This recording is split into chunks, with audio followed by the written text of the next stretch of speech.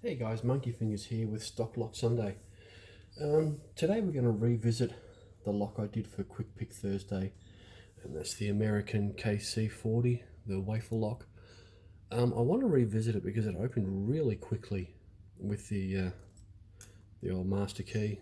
Then I decided to have a go at single pinning it, and it opened almost as quickly as that. So I decided to take it apart and have a look at it, just because I saw a video on how these disassemble, and you can see the wafers. The core sometimes pops forward,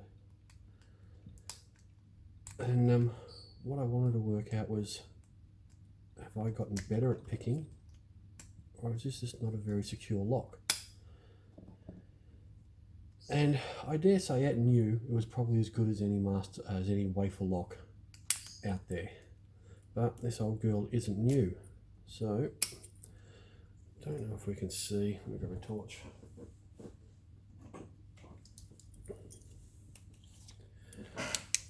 Come in the back.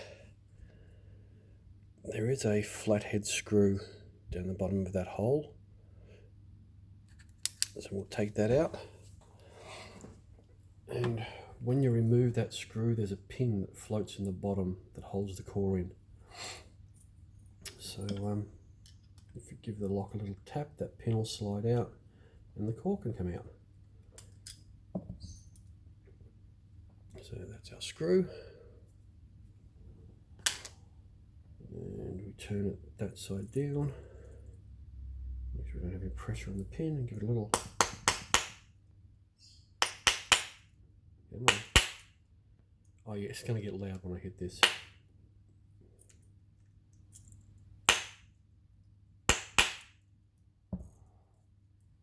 There's my torch going.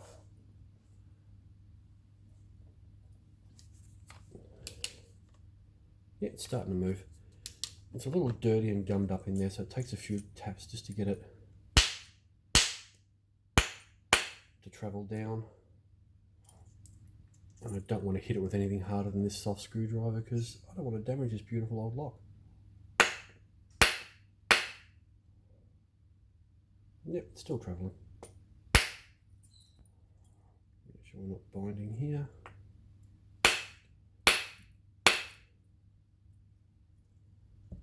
There we go. Slide that out. I'll just sit it there for a second. So you can probably just see the hole here. If we can get it to focus. Thank you. You can just see the hole at the bottom here. The pin just floats in and out. I'm not going to take the pin out because the one time I did that took forever to get it back in, because I'm just a klutz. I'll put that over there. So here's our core. Lots of wafers on either side, and if we pull the key out, the wafers all jump up and down as they should. The bad side to this is, you'll notice they all fall down. Get down here. You can see they're all hanging out the bottom of the lock. And I believe the spring's gone, however they're sprung. So my next mission is to find out if and how they come out. So we pretty much only got a couple there with any tension left on them, and all of these are just floaters. So depending upon which way you have the lock, tip it up one way and one whole side pretty much solves itself. Tip it up the other way, and yeah, you've actually got to pick 3 or 4 wafers. So I think that's why this lock picks so quickly, whether you're single pinning it or raking it. So as to how to get it apart, that I don't know yet, but I will find another video, or I'll find an instruction somewhere, and I'll see about fixing that up. I have seen a locksmith supply shop in the States that sells wafers for these locks. You buy a big tub of them basically with all 6 sizes, but nothing about springs. So I'm going to learn how this comes apart, find out how it's sprung, and see if I can't put it back together, return her to her former glory, and then have another go at picking it. But yeah, that's why this old girl picked so fast. It wasn't because of my extraordinary skill. It wasn't because of the greatness of the wafer lock master key. That's me throwing the core away. It was because the old girl's seen better days. In horse riding terms, she's been ridden hard and put up wet.